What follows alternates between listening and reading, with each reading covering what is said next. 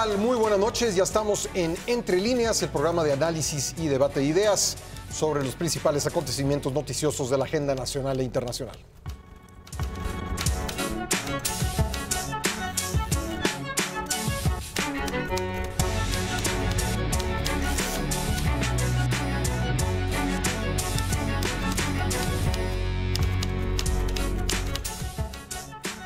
En muy pocos días, el próximo 1 de septiembre, comenzará la 64 legislatura del Congreso de la Unión. La Cámara de Diputados se declaró lista para el proceso de credencialización y registro de los 500 legisladores federales electos. Esto se va a realizar del 20 al 28 de agosto. En este lapso, cada diputado va a recibir su propia credencial, como lo marca la Ley Orgánica del Congreso de la Unión, con lo que se acreditarán como integrantes de esta 64 legislatura. El documento de identificación está compuesto de su foto, su huella, su firma. Esto le va a dar a los diputados acceso a las puertas automáticas del Salón de Plenos y utilizar el sistema parlamentario de asistencia, votación y audio automatizado. Posteriormente, los nuevos diputados federales serán conducidos al Salón de Sesiones, donde se les explicará la operación del sistema parlamentario de asistencia, el uso del micrófono y los dispositivos digitales instalados en cada curul. De acuerdo con la convocatoria publicada en la Gaceta Parlamentaria, el proceso de registro y credencialización comenzará con la inscripción de los legisladores de mayoría relativa del grupo parlamentario mayoritario, es decir, el de Morena. Y bueno, en el Senado, pues un procedimiento similar, como le digo, todo listo para que arranque esta 64 legislatura. Vamos a hablar sobre lo que podemos esperar del nuevo Congreso. Están en la mesa en esta discusión Martín Espinosa. ¿Cómo estás, Martín? Muy bien, Pascal, a todos, muy buenas noches. Buenas noches, Martín. También nos acompaña José Buendía, Pepe. ¿Cómo estás, Pascal? Buenas noches a todos, buenas noches al auditorio. Y Nacho Lozano. Nacho, ¿cómo estás? ¿Qué tal, Pascal? ¿Cómo están, compañeros? Buenas noches a todos. Bueno, Pepe, comencemos. Creo que vale la pena decir que por primera vez en mucho tiempo hay una fuerza política que tiene una amplia mayoría y es además la fuerza que en diciembre gobernará el país, tendrá la presidencia de la República. Tenía mucho tiempo que eso no sucedía. Yo creo que es un buen comienzo, sí es una situación inusual, una situación prácticamente inédita si uno se remonta, como dices, a los últimos años en los que hemos vivido desde la alternancia. Buen comienzo para la fuerza mayoritaria, para nosotros no buen comienzo para analizar lo que podemos esperar y también, por supuesto, para la fuerza mayoritaria. Sí. Pero en efecto, desde el 2000, en el que se inauguraron la alternancia con gobiernos divididos, no habíamos tenido este fenómeno que se suma, creo que a otras situaciones que han sido inéditas desde pues, la elección del pasado 1 de julio, en que llega por primera vez un partido de izquierda al poder. 30 millones de votos. 30 millones de votos. Una transición política o un cambio de gobierno, un periodo de cambio de gobierno de terciopelo prácticamente. Es difícil recordar un espacio en el que haya sido tal nivel de acuerdo, ni siquiera con Fox, que también tiene un bono democrático también importante. Llegamos a tener, digamos que el nivel de acuerdos que hoy estamos viendo entre el gobierno entrante y el gobierno saliente. Y por supuesto, pues también inédito el que Morena vaya a presidir las dos cámaras y contar con mayorías cómodas, no solamente en el federal, sino también en 20 estados del país. Ahí está otro de los puntos. Y creo que ahí el enfoque o uno de los puntos centrales es, y creo que es lo que está generando mayor nivel de expectativas y a la vez de interrogantes, es el papel que va a jugar el Congreso en el próximo gobierno. Hay o se está echando de menos que no haya, digamos, contrapesos más fuertes, y me parece que de cara a la primera tarea que va a tener el Congreso, que va a ser la preparación del presupuesto 2019, en el que ya intervendrá en el equipo de transición, uno de los temores es el impacto que puede tener el control político del Congreso sobre el manejo presupuestal, sobre la utilización de los recursos públicos, la disciplina fiscal, a pesar de que el gobierno del Obrador, el próximo gobierno del Obrador, se ha comprometido a mantener no solamente estabilidad, sino un déficit similar, un techo presupuestal similar al que hubo en este año, en 2018. Pero me parece que ahora el Congreso concita el foco de atención justo por la valoración de los factores políticos, como la mayoría, repito, que tiene Morena, o el impacto que pueda tener sobre los temas económicos, en términos de si va a ser un suficiente freno para evitar excesos, desviaciones, malos manejos o incluso endeudamientos. Yo no lo creo que vaya por ahí, pero en cualquier caso que puedan reflejarse en desequilibrios macroeconómicos que al país le han costado sin duda mucho, aunque hay que decirlo también, una buena parte de las calificadoras tienen confianza de que en el primer año, al menos en el primer año del próximo gobierno, no se produzcan esta clase de excesos.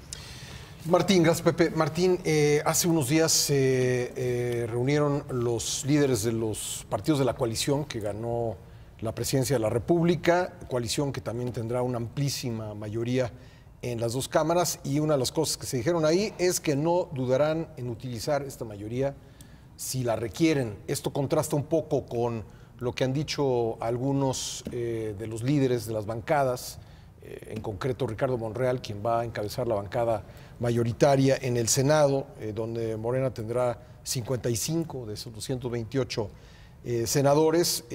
Monreal había dicho que sacarían las cosas por consenso. Jade Kolpolensky, en cambio, la lideresa de Morena, dice: cuando sea necesario, utilizaremos esa mayoría. ¿Crees que habrá búsqueda de consensos o no se preocupará tanto por eso la coalición gobernante en el Congreso de la Unión? Yo creo que estamos, como dice Pepe Buendía, ante un tiempo inédito en materia de gobernabilidad en México.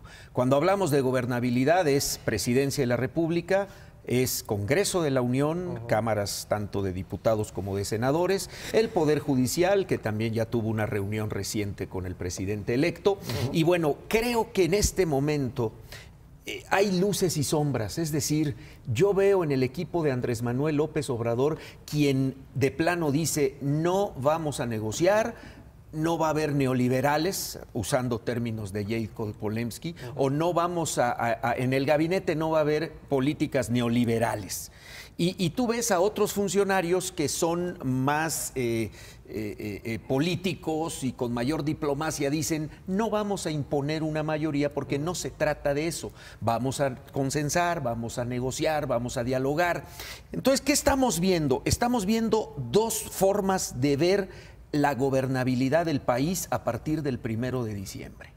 ¿Cuál va a prevalecer? Creo que es muy complejo en este momento decir van a ganar los duros o van a ganar los dialoguistas, van a ganar los que quieren imponer esa mayoría, por ejemplo, en el Congreso, o van a ganar los que quieren el diálogo y los que quieren la negociación, como puede ser el caso de Ricardo Monreal.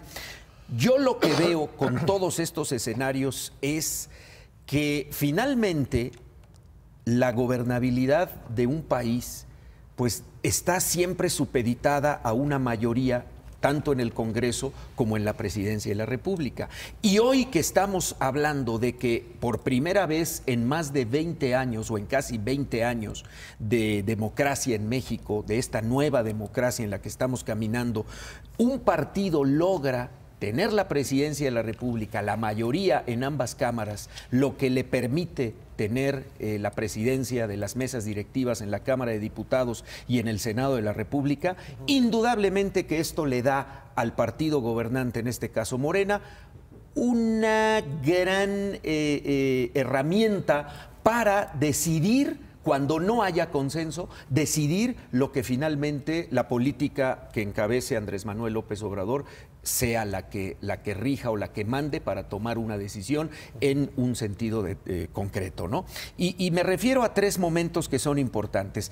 El tema del recorte presupuestal. O sea, es un hecho, no va a haber vuelta de hoja. Y quienes no quieran, o fracciones minoritarias en el Congreso, que no quieran ajustarse al presupuesto, como ya lo adelantó Porfirio Muñoz Ledo por un lado y Ricardo Monreal en la Cámara de Senadores, pues ni modo, va a entrar ahí la mayoría, la aplanadora, la mayoría aplastante, y va a imponer el tema de la austeridad, porque López Obrador lo ha destacado no solo en campaña, ya como presidente electo insiste en ese tema, ¿no? Segundo asunto, la oposición fragmentada que hoy tenemos, sobre todo los otros partidos, PAN y PRI, yo no sé cuál va a ser el papel que puedan jugar en un Congreso dominado por una mayoría que obtuvo la presidencia de la República y además avalado por esos 30 millones de votos de la gente que algún mensaje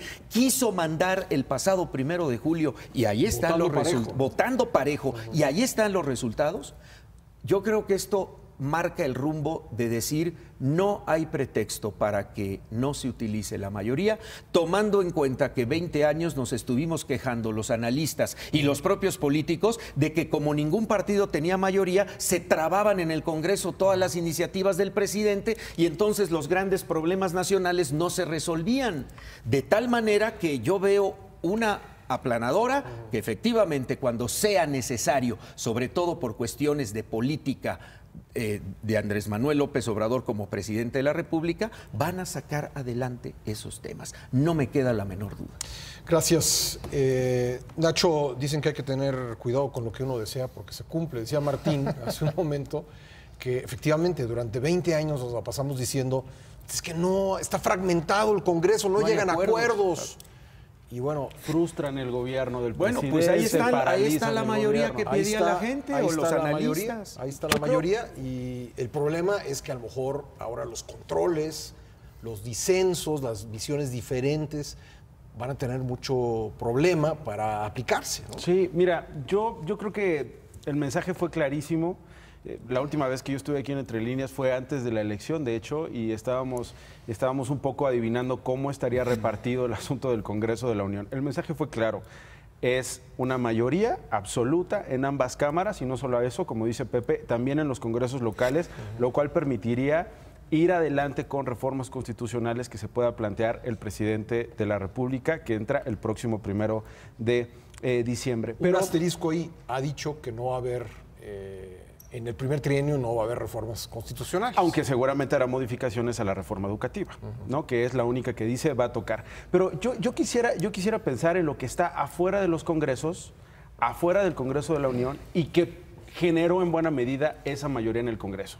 O sea, quiero hablar de esa estructura que durante años volvió mayoría al PRI en los congresos locales, llevó al PRI y a sus aliados al propio Congreso de la Unión, y que el pasado 1 de julio dijo vamos con Morena, que no necesariamente son afiliados a Morena, no necesariamente son afiliados al PRI, son liderazgos en los estados que estaban lastimados con su partido, son liderazgos, brazos de los gobernadores, son brazos de los empresarios, son operadores políticos que voltearon, y ciudadanos en general que dijeron vamos con Morena y le vamos a dar toda Morena. Ellos en buena medida están representados ahí y en buena medida están esperando o tienen por lo menos ofrecidas las expectativas que no sé si pudieran alcanzar desde el Congreso de la Unión. Si quedan mal con ellos, es decir, a la hora de repartir el presupuesto, a la hora de sentarse a negociar con los gobernadores para ver cómo va a estar repartida la lana, que es, digo yo, va a ser lo más importante que tenga que decidir el próximo Congreso, y ahí va a tener mano Morena. Y si no hay un acuerdo, si no se sabe trabajar con esos liderazgos, con esa estructura, con esas fuerzas que volcaron a las urnas y llevaron a Morena al Congreso de la Unión, entonces ahí sí estará la legislatura y el gobierno entero en problemas. Me causa mucha expectativa, por supuesto, los asuntos que vayan a tratar en la próxima legislatura.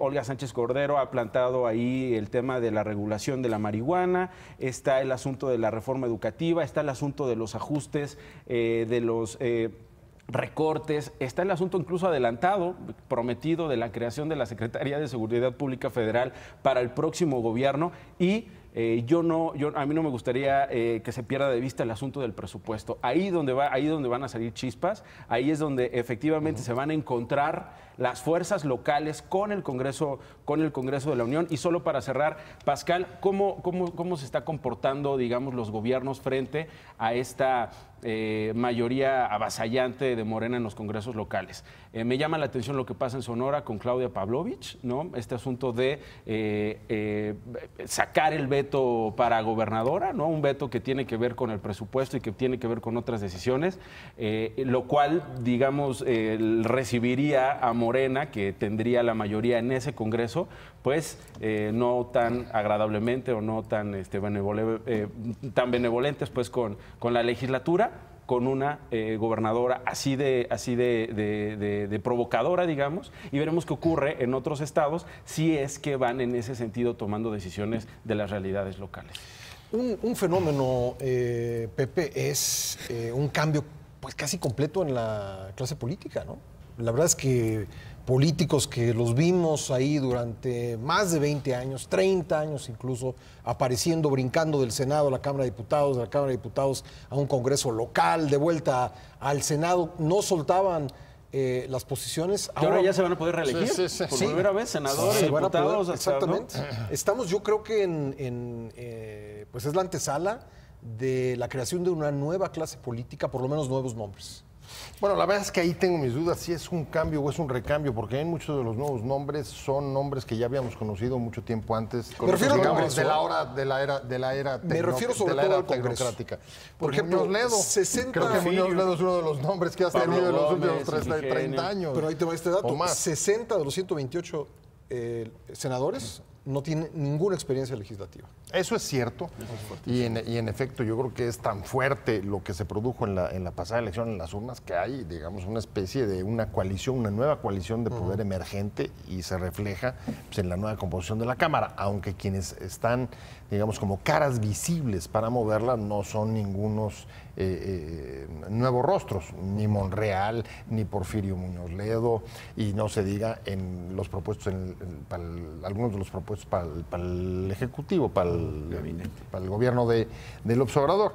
Creo que ahí no hay tanto, pero en efecto sí hay un desplazamiento importante de, digamos, el grupo de tecnócratas. ¿Qué va a pasar con Emilio Gamboa, que gobernó los últimos 30 años? Yo creo Entre otros. Yo creo que es una de las preguntas que se debe estar haciendo Emilio Gamboa en este momento. No creo que la tenga ni él respondida, pero por lo pronto, y él no sería el único caso, sí vemos un desplazamiento, digamos, del grupo tecnocrático que mantuvo el poder de la buena parte de las decisiones en la Secretaría de Hacienda en los últimos 30 años. Uno recuerda, ¿no se acuerdan del libro de Rolando Cordera, La disputa por la nación? Sí. Nacionalistas contra tecnócratas, ¿no? En los 80s, un poco esa dialéctica que mantuvo fuera de la jugada política a los políticos más de corte nacionalistas, de posiciones... Sí, con la ruptura del 87, ¿no? Después de la ruptura del 87 quedaron, digamos, al margen del poder, y ahora muchas de esos rostros y de esas posiciones son las que estamos viendo llegar alrededor de la victoria de López Obrador. Tenemos que hacer una pausa, regresamos enseguida para continuar esta discusión. ¿Qué podemos esperar de la próxima legislatura del Congreso de la Unión, sobre todo en relación con el gobierno federal? Lo discutiremos aún más regresando de la pausa. No se vaya. Ya estamos de vuelta en Entre Líneas. Esta noche estamos hablando sobre la 64 legislatura del Congreso de la Unión, que comenzará el próximo 1 de septiembre. Una legislatura con una mayoría inusitada, mayoría además del mismo signo del partido que tendrá la presidencia de la República, algo que no ocurría en México hace muchísimas décadas. ¿Qué pasará con la oposición? Evidentemente minoritaria, evidentemente destinada a perder votaciones contra la aplanadora de Morena y sus aliados, más los que se sumen. ¿Qué pasará con el PAN, por ejemplo, Pepe? Yo creo que es una de las grandes preocupaciones. Tenemos una oposición que se ve al menos desorientada, dividida, fragmentada, confrontada a su interior. En el caso de Acción Nacional, la verdad es dramático ver que puedan seguir los pasos, fíjate, paradójicamente, justo de la democracia en la democracia cristiana venezolana, que después del colapso del sistema de partidos se convirtió en un archipiélago y en buena medida explica lo que pasa después en los últimos años en Venezuela. ¿Por qué? Pues porque se desfonda, porque es una oposición que no es capaz, que no es capaz de enfrentar cara al gobierno. En el caso del PRI, pues tenemos la salida de su secretario general, con apenas son algunas semanas de haber ocupado el cargo, y también no se ve muy claro cuál es el camino que van a seguir para reposicionarse en un contexto en el que, independientemente de las mayorías que hay en el Congreso, se requiere en este país tener oposiciones fuertes, capaz de funcionar en efecto pues, con los contrapesos políticos que aseguren, digamos, una mejor... Y ni siquiera como partidos están funcionando en el término que planteas, Pascal, de oposición. Es decir, un PAN que está en plena renovación de su CEN, ¿no? Que está en medio de acusaciones, que está fragmentado, que está dolido, ¿no? Que hay liderazgos que quieren hacerse de la presidencia. Ahí está Roberto Gil, ahí está Rafael Moreno Valle, etcétera. Y que, pues, eventualmente tendrían que no solo plantear qué identidad, qué personalidad tendrá la oposición desde el Congreso, sino quiénes van a coordinar los grupos parlamentarios del Partido Acción Nacional en ambas cámaras. Y luego tienes al PRI, un partido que, insisto, importa muchísimo lo que pasa fuera de los congresos. Una de esas es la vida política de esos partidos. Un PRI que también a su interior tiene enfrentados a todos. Tienen enfrentados al grupo del presidente, con el grupo de este, con el grupo de aquel, con el grupo... Este es un signo, la salida de Rubén Moreira de la Secretaría General, es un signo de esta crisis que vive al interior el PRI. Una bancada en el Senado que cabe en una selfie, ¿no? Un grupo parlamentario en la Cámara de Diputados que también está menguado y que tendrá claridad, un poco de coordinación, pero no sé si de personalidad y de agenda como oposición. A ver, seamos realistas. La oposición que venga en los próximos años como contrapeso a lo que el votante le dio a Morena el pasado 1 de julio, va a nacer o va a surgir de la oposición que ya existe actualmente. O sea, no vamos a inventar cosas diferentes a lo que hoy tenemos. Un PAN fragmentado, un PRI disminuido a su mínima expresión, otros partidos satélites que han jugado a veces con uno, a veces con otro, pero eso es lo que hay y de ahí va a salir la verdadera oposición.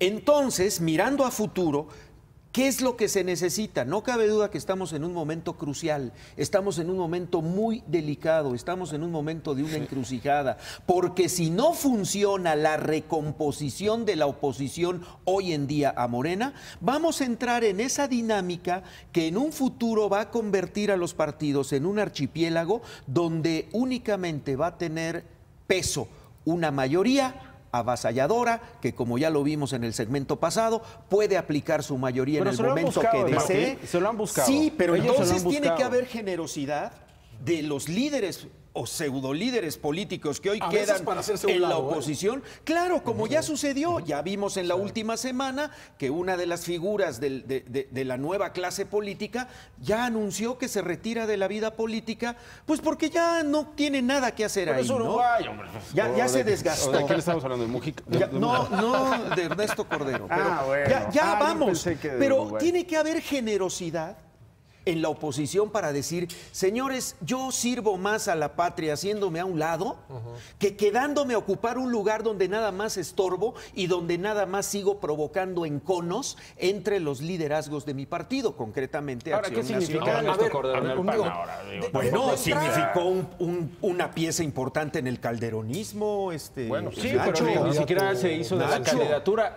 Compitió 2 veces por la candidatura presidencial del PAN. Su liderazgo podrás ponerlo en entredicho, pero jugó un papel importante dentro del grupo calderonista que gobernó 6 años este país y que se quiso prolongar no solo con una candidatura para la esposa del expresidente, sino también dentro de los liderazgos de Acción Nacional. Claro, al final por un pleito con Ricardo Anaya, ¿no?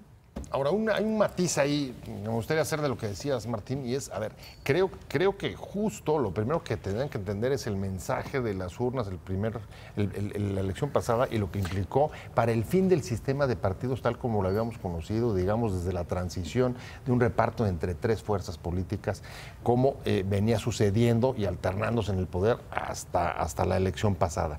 Si no parten de entender de que el viejo sistema político, el viejo sistema de partidos eclosionó, se derrumbó, entonces va a ser difícil que puedan entender sobre cómo reconstruirlo y cuál debe ser el lugar que deben de ocupar frente a un partido que en efecto camina hacia construirse como un nuevo partido hegemónico. Claro. Frente al cual es necesario. Y el proyecto no va para 6 años, Pepe. Este proyecto yo lo veo fácil como para unos 24 años o unos 30 años, los siguientes, los que vienen para el país. Porque toda esta ideología que está regresando a épocas anteriores del país, no la vas a poder implementar en 6 años. O sea, para mí el proyecto que hoy enarbolan quienes ganaron la elección presidencial, no, quizá no lo han dicho con claridad, pero es un proyecto que no lo van a dejar nada más en 6 años. Es que lo van a prolongar por los próximos. Es de largo plazo. Bueno, pues las transformaciones no son de 6 años, ¿o sí? Pregunto, ¿no? Yo creo que tendríamos que imaginar de qué, frente a qué estaría parado el Congreso, la Presidencia de la República y la oposición en ese juego. Es decir, ¿para hablar de qué? Para hablar de presupuesto, insisto, yo quiero insistir en lo del presupuesto. Yo creo que ahí sí va a haber un estira y afloja que va a buscar un balance, que va a buscar un acuerdo.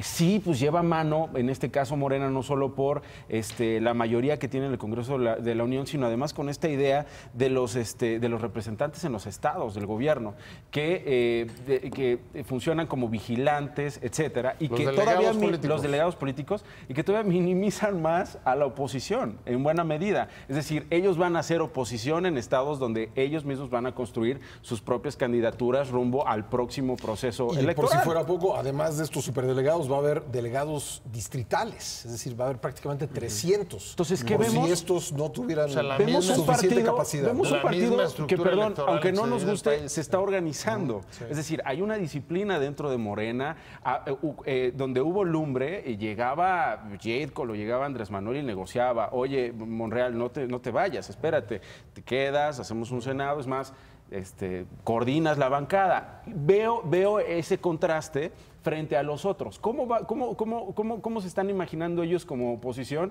Es importante que primero se imaginen como partidos políticos, que se imaginen efectivamente en cómo se van a poner de acuerdo en los años por venir. Ahora, el gran peligro para la reconstrucción de la oposición me parece que son las actuales reglas electorales. Estos partidos muy disminuidos tienen registro y tienen recursos.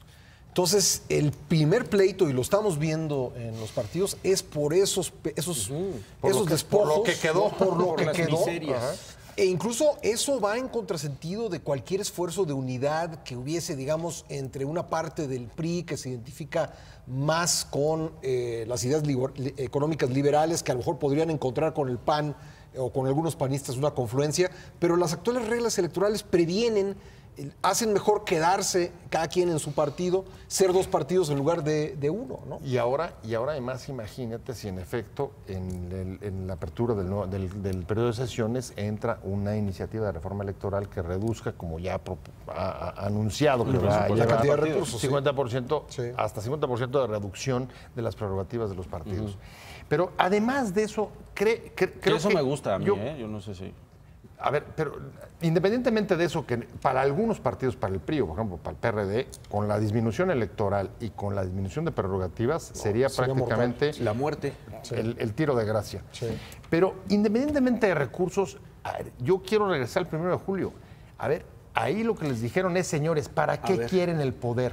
Y eso es lo que creo que no han definido.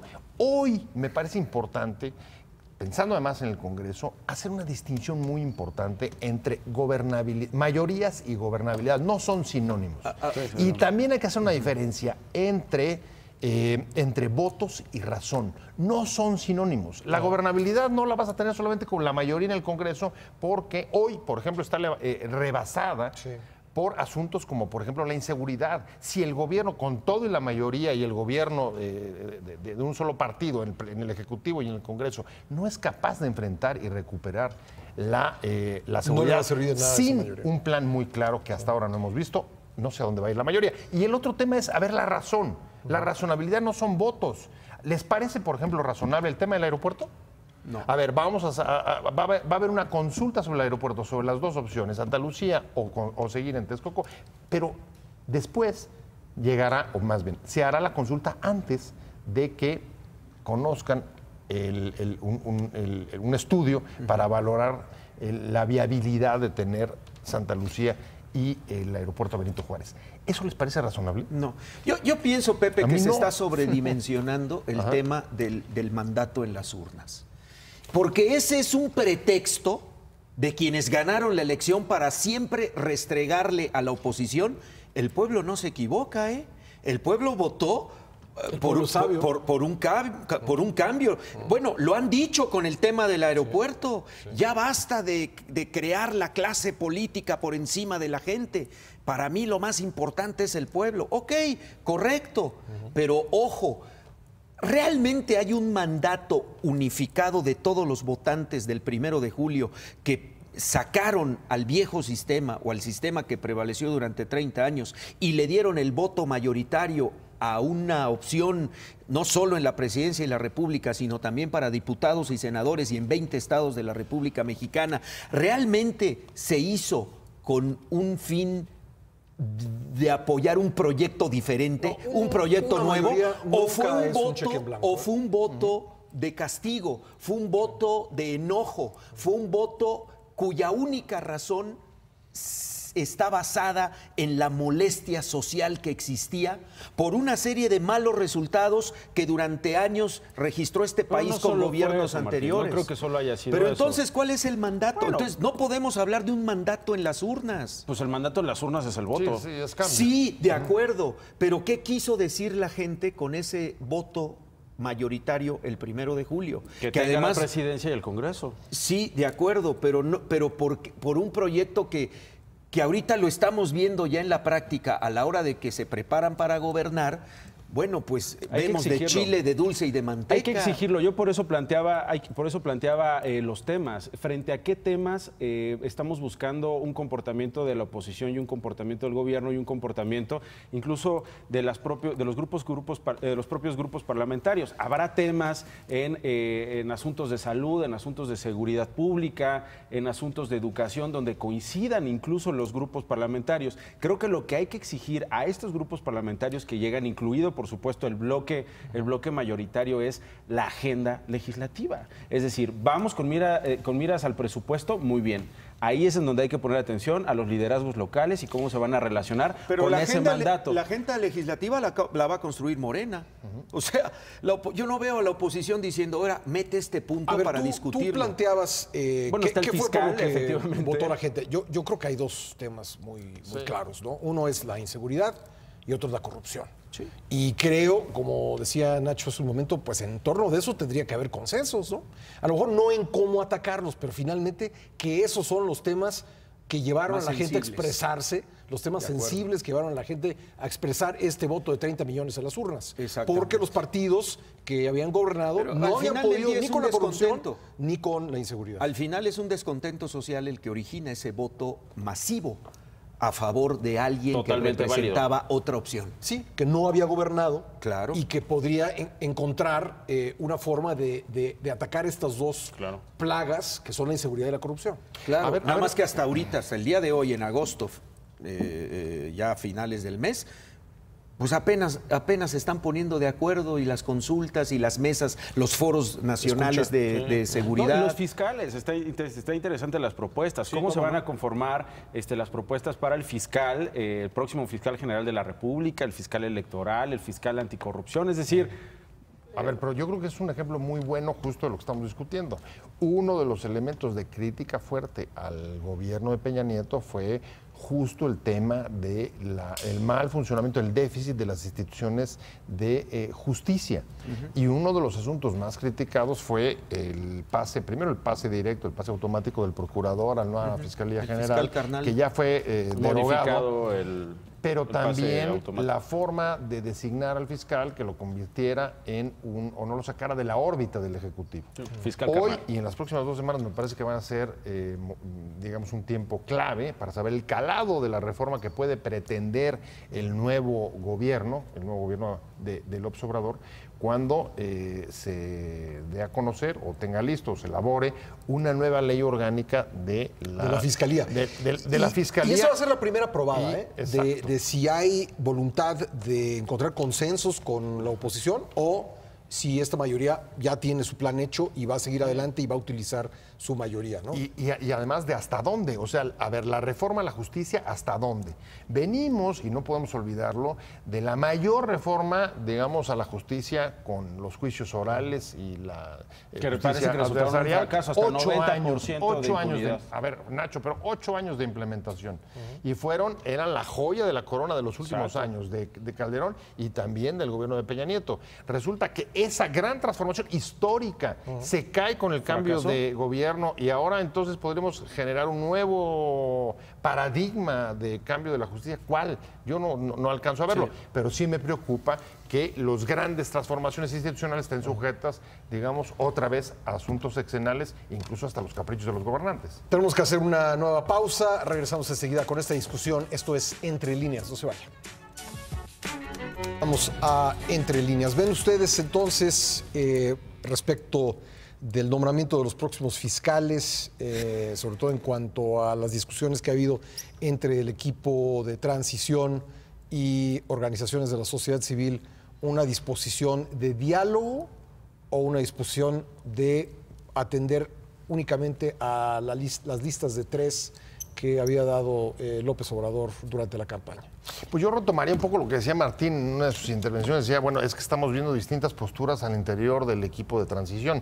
En efecto, que estén sentados en una mesa de trabajo con los futuros responsables de gobernación, me parece que es un paso importante y pareciera que eso indica que se están tomando el asunto en serio sobre cómo construir la nueva fiscalía autónoma y en su caso integrarla. Pero al mismo tiempo... Esa va a ser una de las primeras votaciones en el Congreso de la Unión, ¿no? Bueno, pero es que la terna.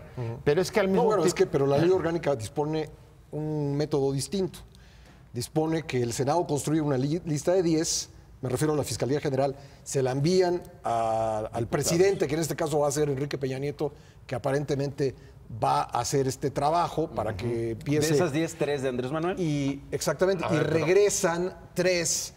que van a hacer las... A ver, le mandan, el Senado le manda 10 al presidente y el presidente regresa 3 al Senado. Y de ahí escogen al fiscal general. Claro, pero yo creo que así está construida la ley orgánica ahorita. Ese es parte del meollo. No, la ley orgánica todavía no la tienen, es la que tienen que dar a conocer. Pero dijeron que antes del 1 de septiembre lo van a tener. Exacto, antes del 1 de septiembre. Y como sea, imagínense ustedes una lista con una mayoría, un congreso de mayoría morena, ¿no? Donde está el candidato del presidente Enrique Peña Nieto, el candidato del próximo presidente Andrés Manuel López Obrador, por quien van a votar. Pero incluso antes que eso, ha habido un rechazo de otra parte del equipo de Morena, en concreto de su coordinador, su próximo coordinador en el Senado, de legislar sobre una de las principales exigencias que venía teniendo en los últimos 2 años, que había atorado el nombramiento de reforma al artículo 102 para modificar la forma de integrarla. Ya dijeron que el 102 ya no lo van a tocar. Eso está muerto, es decir, venga como venga, la ley orgánica se va a ir en los términos que hoy actualmente señala la Constitución para la integración. O sea, la forma de integrar la terna y enviarla del Ejecutivo al Legislativo es exactamente la que está establecida en la ley. No va a haber ninguna modificación. No hay cambio. No, sí, o sea, pero la nueva mecánica, la de la lista de 10 elaborada por el Senado y luego el regreso a la terna, eso está en la Constitución. Exacto, es establecida, o sea, eso se va a hacer en los establecido. términos de la Constitución, que fue lo que generó el rechazo de la sociedad civil contra el fiscal carnal, para decirlo, digamos, de una manera... Pero vaya, la pregunta muy concreta resumida es, ¿el primer fiscal general va a ser uno de los 3 de la terna que López Obrador dio a conocer ya hace muchos meses? ¿O vamos a ver una mayor disposición para dialogar con la sociedad civil y con las fuerzas de oposición, y a lo mejor encontraremos a alguien distinto. No creo. Yo veo ya un acuerdo ahí. O sea, es decir, imagínate tú, llegan No hay las posibilidad. propuestas insisto, de Andrés Manuel López Obrador, el gobierno de Andrés Manuel López Obrador, y le dije el Senado de mayoría morena. Francamente. O sea, va a ser uno de esos tres. Ahí es donde yo regreso a lo que hablábamos en el bloque pasado. Es decir, de qué tamaño, de qué tamaño va a ser la oposición, no necesariamente en números, sino efectivamente distinguiéndose con escuchas a la sociedad civil, construyendo con esos liderazgos de Morena dentro del Senado para entonces no elegir un fiscal carnal, para entonces no elegir otro fiscal a modo en las otras dos fiscalías y demostrar que es posible llegar a estos acuerdos por el bien no solamente de un grupo que, si cree que ese grupo se va a beneficiar de esa mayoría hasta el último día, se tendría que acordar que llegando las próximas intermedias les quitan ese poder. Es que ahí regreso un poco a lo que decía Martín. Hay estilos y mensajes contrapuestos. Por un lado, sí hemos visto en estos primeros 40 días del periodo de transición una cierta recuperación de la capacidad de hacer política en términos de acercar posiciones, de dialogar. Vimos el acercamiento con el presidente Peña, del presidente electo desde los primeros días. Vimos el acercamiento con MID. En fin, hemos visto con los empresarios. Eso te habla de cierta recuperación de la capacidad de hacer política, junto con incluso el acuerdo para que enviara algunas iniciativas al Congreso. Al mismo tiempo, vemos otra clase de actitudes que no parecen, digamos, muy conciliadoras. Mientras está armada la mesa, mientras está instalada esta mesa de diálogo para lo de la Fiscalía con la sociedad civil, el propio López Obrador, después de encontrarse con el presidente Peña Nieto, sale y dice, pues señores, lo que estén ahí negociando, lo que ustedes estén haciendo, me da un poco igual. Yo ya me puse de acuerdo con el presidente. Y él va a presentar esta terna. Sí. Bye, bye. Sí. Exacto, sí. Exacto. Sí, es complejo porque en algunos temas vamos a ver negociación y diálogo, pero en otras decisiones que provienen de lo alto, pues las van a pasar tal cual, aprovechando que son mayoría. Ahora, ¿a qué le están dando prioridades? Una consulta ciudadana. Pues podría ser, pero vamos, ¿a qué? O sea, aquí creo que el meollo es, como analistas, determinar qué temas son los que pudieran ser susceptibles de una negociación política, como lo que hemos estado viendo en materia de la Fiscalía, en otras cuestiones de la transición, como Secretaría de Seguridad Pública. Exactamente. ¿Y qué temas son en los que no va a transigir el presidente? A ver, de la yo República? creo que tendrían que ser los dos temas, insisto mucho en ellos, inseguridad y corrupción, en los que tendríamos que ver algún tipo de diálogo con la oposición, ¿no? Y ya empezaron. En los demás yo creo que no. Y que son la gran mayoría, Pascal. Sí. En los demás son yo creo que no. importantísimos como las fiscalías, Sí. ¿no? Como ese asunto. Pues sí. Y insisto, hay que ver la reforma educativa. Y yo nada más un brevísimo comentario. A veces no es tan sexy hablar de austeridad y hablar de recortes. A veces no es tan sexy hablar de transparencia y rendición de cuentas. Pero ese Congreso llega nuevamente a esta legislatura opaco. Es decir, sigue perpetuándose las prácticas de los legisladores haciendo uso de recursos que no necesariamente rinden cuentas de ellos. Y creo que no ha habido ningún pronunciamiento que distinga la manera distinta de hacer política como muchos están vendiendo y que va, todo parece indicar, a perpetuarse. Sí, pues un recorte de 30% en el Senado, veremos algunos recortes en la Cámara de Diputados, vamos a eliminar algunos seguros de gastos médicos, se acabaron los vales de gasolina, tú vas a pagar, diputado, tu propio celular, etcétera. Pero en el fondo hay bolsas millonarias que luego terminan, digamos, en la Auditoría Superior de la Federación, con expedientes bastante detallados de cómo se fue perpetuando la opacidad y cómo se fueron perpetuando el uso de estos recursos.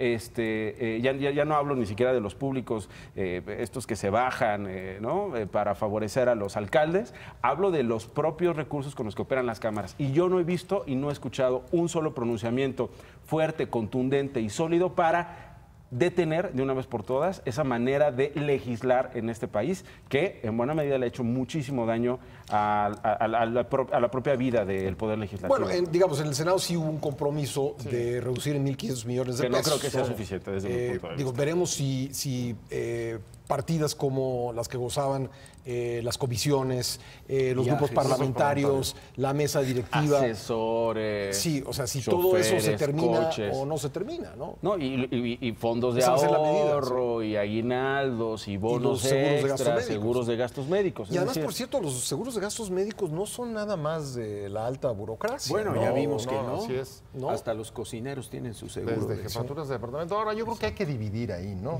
Me parece que una cosa es, a ver, el plan de austeridad, la reducción de los privilegios, de los excesos, que es difícil oponerse en un país donde hemos visto excesos dramáticos. y que son motivaciones y- de los resultados del pasado 1 de julio. Sin duda, y también incluso los ajustes salariales que se están planteando. Pero otra cosa distinta es que existan o persistan o se implementen mecanismos para, en cualquier situación, poder tener acceso a la información y transparencia sobre el ejercicio de los recursos. Eso me parece que es una de las principales deudas que deja el actual Congreso. Transparencia y porque rendición de cuentas. No se transparentaron, y mucho menos las propias instituciones de Procuración de Justicia. Nos vamos con más de 500 casos que tiene abiertos la PGR sobre desvíos de recursos públicos, en los que no ha habido resultados ni ha habido un solo consignado, salvo algunos sanciones administrativas a funcionarios menores. Bueno, pues, estaría 10 de- meses de la salida de Raúl Cervantes y que se supone que ya estaba terminado el caso. ¿Y no? Odebrecht y no hay nada. Nada. Perdón, Nacho, ibas a decir. No, nada más para cerrar, ¿estarías de acuerdo entonces en esta exigencia? Todos estaríamos de acuerdo en ese sentido, Sí, ¿no? pero y que yo- no hemos visto esos pronunciamientos. Yo creo que hay algo todavía más de fondo, que es el tráfico de influencias desde los congresos Los moches. federales y estatales. ¿Qué va a pasar con eso? O sea, yo sí creo que pueda haber ahorro presupuestal en el manejo de privilegios, en la reducción de comisiones, en la eliminación de prestaciones a diputados y familiares de los propios legisladores, pero el tema del tráfico de influencias es verdaderamente importante con este discurso que nos están dando de austeridad. Oye, ¿Qué y- va a pasar con los legisladores El que ramo acostumbraban 28, precisamente pues gestionar, prometer, alcaldes, con gobernadores, exactamente, y que eso sí generaba también recursos importantes para los legisladores? ¿No? Y para los partidos políticos, porque con Bueno, eso en buena de ahí medida se salían financiaban campañas totalmente electorales. de acuerdo, ahí sí, totalmente. Ahí hay un tema clave, ¿eh? Ahí coincido con Nacho, el tema de los moches, la distribución opaca, absolutamente fuera del ojo y del escrutinio público de los fondos para los estados, Ramo 28. que han servido justo como un mecanismo de reparto de rentas para la estabilidad y la gobernabilidad del país. ¿Van de veras a lanzarse a quitarlos? Tienen con qué sustituir esas viejas formas de control corporativo y clientelar y de gobernabilidad a partir del reparto de rentas. Yo digo que ahí es donde se ¿Para paga cambiarlo? esta cantidad de representación que tienen los partidos en el Congreso. Cuando decía al principio que importa también los que están afuera del Congreso de la Unión y que tienen que ver con que esa mayoría sea absoluta en ambas cámaras, es que a la hora del reparto ahí van a levantar la mano, y si no se les cumple, y si no se baja el recurso, si no se construye esto, si no se deposita lo que quedamos que se iba a depositar, ahí es en donde pues incluso los propios mayoristas Sí, o mayoritarios. y a diferencia del pasado, Nacho, no va a haber el pretexto de que la oposición está obstaculizando, ¿no?, el trabajo del gobierno, o está impidiendo que fluyan por el Congreso las iniciativas, ¿no? Yo creo que aquí pues tiene el control total, y el control total es la responsabilidad total. Sí. Pronto lo que estamos por ver es un poco la realidad, ¿no? Las pruebas de, en realidad, más allá del discurso, hasta dónde va esta cuarta transformación, y algunos de los indicadores serán justamente esos, y van a cambiar las formas de tratar de asegurar la gobernabilidad a través de los cambios en los moches a los estados. Hasta dónde va la reforma de justicia, si realmente están comprometidos, más allá de, digamos, proponer o incluso ofrecer, como ya hizo Durazo, reducir 50% a niveles de la OCDE en 3 años la comisión de delitos. ¿Hasta dónde van a incluir, por ejemplo, en el presupuesto, políticas de cambio, y hasta dónde van a caber y hasta dónde no, y cuáles van a quedar fuera? En fin, creo que lo que viene es eso, ya lo habíamos dicho en otro programa, pero pues, el choque con la realidad. Sí. Sí. ¿Veremos la misma prisa en este primer periodo de sesiones de la 64 legislatura, que la misma prisa que hemos visto por parte del equipo de transición de López Obrador, en el Congreso, por supuesto, las bancadas mayoritarias, tendrán esa misma prisa? ¿Se legislará rápidamente? ¿Quién va a marcar? Es que volvemos a lo que que no. decíamos en algún programa, el estilo personal de gobernar a partir del 2 de julio Es vertiginoso. que es impresionante. Entonces yo sí creo que ahora vamos a ver ese estilo no nada más en las decisiones del Ejecutivo. Hay una gran influencia, o va a haber una gran influencia, o la está viendo del Ejecutivo y su forma muy personal y su sello muy personal de gobernar hacia los legisladores y sobre todo a los legisladores de Morena. ¿Influencia o línea? Yo le llamaría en mi pueblo creo que le dicen de otra manera, pero es que así va a tener que ser, Pascal. Y si hay esa vertiginosidad, en el Ejecutivo, necesariamente se la va a exigir el Ejecutivo a sus legisladores. Y si no, remontémonos al desayuno que hubo la semana que recién concluimos, donde López Obrador se reunió con los legisladores electos de Morena, senadores, y les leyó la cartilla. Y por un lado, al iniciar les dijo, me da gusto saber que hay apoyo. Sí. ¿No? Ese apoyo sí se ve. Ese apoyo sí se ve. Sí. Y se los va a estar recordando diario, diario.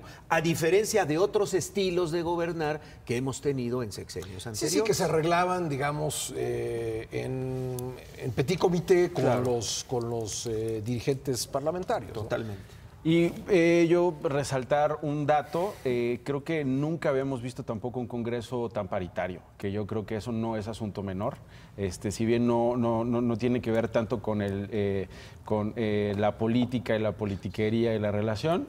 Producto de las cuotas, yo creo. Producto de las cuotas. Establecidas en la ley. Lo que diría Pascal es que lo cual es bueno, ¿eh? Sí. Yo lo veo bueno porque, digamos, manda una buena señal. De inicio manda una buena señal, de inicio a mí me da mucho gusto, ya vendrán los expertos, ya vendrán las y los investigadores que durante años han analizado la calidad de la paridad. Es decir, hemos visto en este país de todo, ¿no? O sea, gana una diputada y a los 2 días pide licencia y llega el verdadero diputado. Juanito. Las Juanitas, como las conocíamos. Vamos a ver de qué calidad es esa paridad. A mí me interesa mucho ver de qué calidad es esa paridad. Es decir, cómo se reparten las comisiones, cómo se van a organizar las propias diputadas, las propias senadoras, incluso si lo extendemos a los congresos locales, en asunto de género más allá de su partido político, y vamos a ver qué sacamos en términos de defensa a los derechos de las minorías y particularmente la situación que atraviesan las mujeres en este país de violencia, de inseguridad y de impunidad. A ver si las legisladoras que llegan la próxima legislatura hacen una diferencia en ese sentido. Pepe, para irnos.